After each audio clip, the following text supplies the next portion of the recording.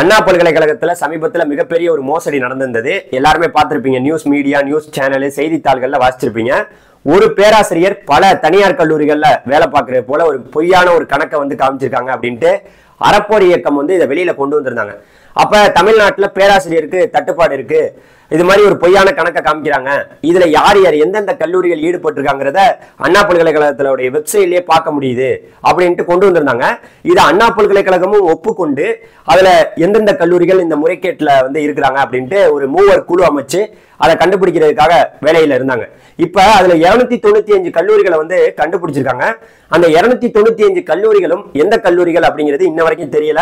இந்த 295 கல்லூரிகளை எந்தெந்த கல்லூரிகள் அப்படிங்கிறத நம்மளுடைய தமிழ்நாடு அரசுக்கும் நம்மளுடைய தமிழ்நாடு அரசுடைய ஆளுநருக்கும் வந்து பாத்தீங்கன்னா இதை வெளிப்படையா கொண்டாந்து காமிக்கலான்னு இருப்பதாக ஒரு செய்திகள் வருது.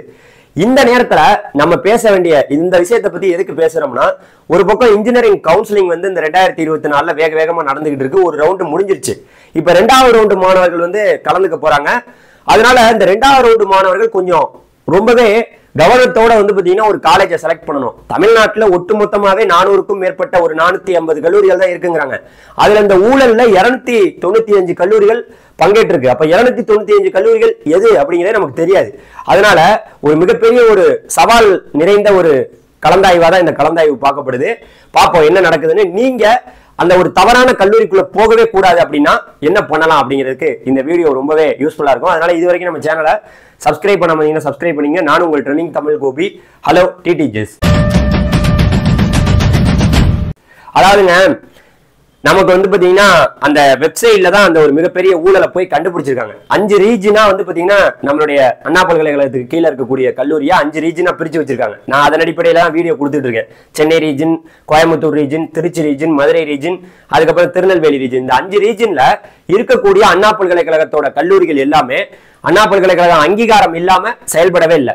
அப்ப இந்த கல்லூரிகள்ல ஒரு மிகப்பெரிய ஒரு ஒரு ஒரு ஊழல்னு சொல்லலாம். ஒரு பேராசிரியர் பல கல்லூரிகள்ல வேலை பார்க்கிறாருன்னா அது நல்லதா? அது நல்ல ஒரு விஷயமா? அப்ப பேராசிரியர்கள் இல்ல, அங்க வந்து பாத்தீங்கன்னா ஒரு டீச்சர்ஸ் இல்ல, மாணவர்களுக்கு சொல்லிக் கொடுக்க இல்ல, மிகப்பெரிய ஒரு தட்டுப்பாடு வந்து நிலவிட்டு இருக்கு அப்படின்னு தான் சொல்லலாம் பல கல்லூரிகள்ல. அப்ப இதுல எந்தெந்த கல்லூரிகள் ஈடுபட்டிருக்காங்கிறத கண்டுபிடிக்கும் போது ஒரு மூவர் குழு அமைச்சு அதை போய் கண்டுபிடிக்கலான்னு கண்டுபிடிக்கையில ஒரு 295 கல்லூரிகளை கண்டுபிடிச்சிருக்கோம்னு சொல்றாங்க. ஆனா அந்த பேப்பர் யாரு? இப்ப மாணவர்கள் வந்து கலந்தாய்வு வேற ஒரு பக்கம் நடக்குது. 1வது ரவுண்டு நடந்து முடிஞ்சிருச்சு. இப்ப 2வது ரவுண்டு மாணவர்கள் சாய்ஸ் ஃபில்லிங் பண்றதுக்காக இருக்கிறாங்க.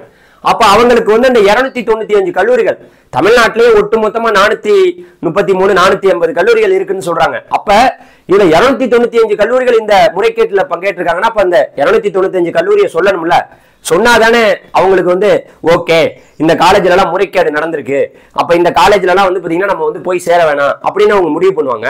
இப்ப இந்த 295 கல்லூரிகள் மீதும் அவங்க என்ன சொல்றாங்கன்னா, நாங்க வந்து அந்த 295 கல்லூரிகளை நம்மளுடைய தமிழ்நாடு அரசுக்கும் நம்மளுடைய ஆளுநருக்கும் வந்து நாங்க வந்து அவங்களோட அதோடைய விவரங்களை கொடுப்போம்.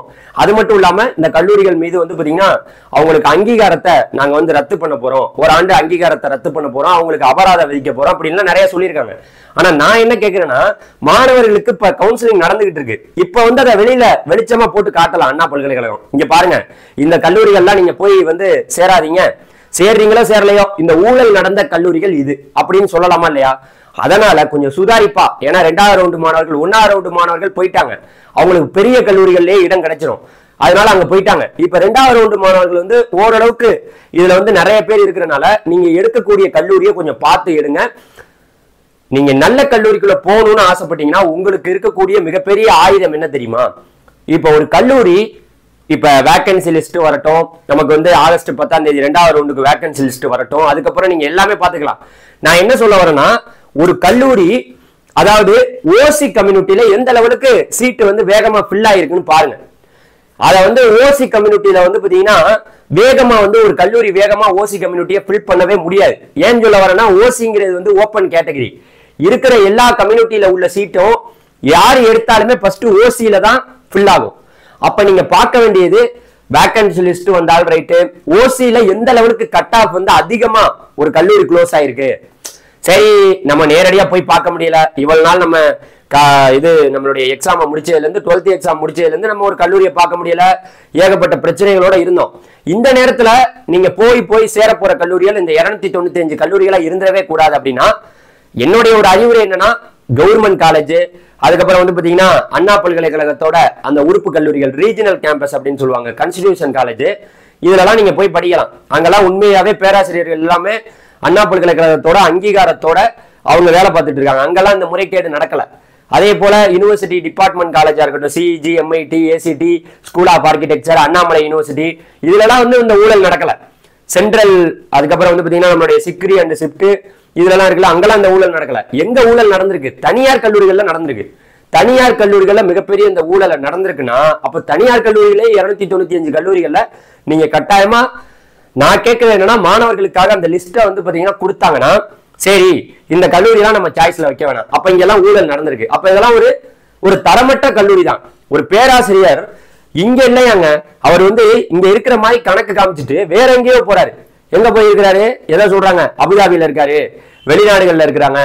அப்ப எப்படி மாணவன் அப்ப எங்க என்ன படிப்பான்? அப்ப சம்பளம் மட்டும் வாங்கிக்கணும். அப்ப சம்பளத்தை வாங்கிட்டு அந்த இடத்துல வேலை பார்க்காம 10 இடத்துல சம்பளம் வாங்கணுங்கிற மாதிரி பேராசிரியர்கள் இந்த ஊழலை நடத்திருக்காங்க. அப்ப அவங்க மேலாம் மிகப்பெரிய நடவடிக்கை எடுக்கணும். அந்த கல்லூரி மீது உண்மையாவே இந்த ரத்து பண்ணணும். அந்த டேட்டாவை கொடுக்கணும். அந்த டேட்டாவை வந்து நான் என்ன கேட்கிறேன்னா, ஒரே ஒரு விஷயம், இது வரைக்கும் நான் எத்தனையோ வீடியோக்களை போட்டிருக்கேன். அண்ணா பல்கலைக்கழகம் அதிரடி, அண்ணா பல்கலைக்கழகம் சரவடி, அண்ணா பல்கலைக்கழகம் அந்த அதிரடி இந்த அதிரடி சும்மா தான் பேசுறாங்க. ஆனா 9 கல்லூரிகள் மீது நடவடிக்கை. எந்த 9 கல்லூரி? இப்ப 295 கல்லூரிகள் மீது நடவடிக்கைங்கிறாங்க. எது 295? ஒரு லிஸ்ட் கொடுப்பா. அண்ணா பல்கலைக்கழகத்தோட வெப்சைட் இருக்கு. வெப்சைட்ல பிரஸ் நியூஸ் மாதிரி நீங்க வந்து இந்த பாருங்க, இந்த கல்லூரிகள்லாம் ஒரு முறைகேட்டில் ஈடுபட்டு இருக்குன்னு ஒரு பிரஸ் நியூஸ் கொடுங்க. அதை பார்த்து மக்கள் தெரிஞ்சுக்கிடுவாங்கல்ல. எவ்வளவு பேருடைய குழந்தைகளை, எவ்வளவு பேருடைய அவங்களுடைய வாழ்க்கையை வந்து பாத்தீங்கன்னா கொண்டு போய் எங்கேயாவது படிக்க வைக்கிறதுக்கு நீங்க அண்ணா பல்கலைக்கழகமே துணையா இருக்குன்னு தான் நான் சொல்லுவேன்.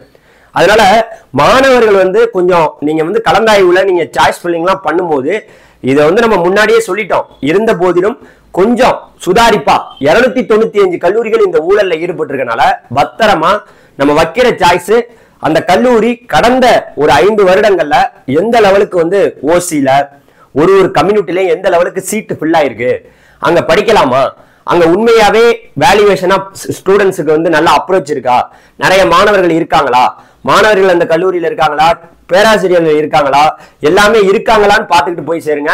ஒண்ணுமே இல்லாம போய் சேர்ந்தீங்கன்னா அப்புறம் வருத்தப்படுறது நீங்களா தான் இருப்பீங்க. அதனால அதுக்கு தான் நான் சொல்றது, நீங்க வந்து கவர்மெண்ட் காலேஜ்ல இந்த முறைகேடு நடக்கல. அதுக்கப்புறம் அண்ணா பல்கலைக்கழகத்தோட உறுப்பு கல்லூரிகள் இந்த கான்ஸ்டிடியூஷன் காலேஜ்ல இந்த முறைகேடு நடக்கல.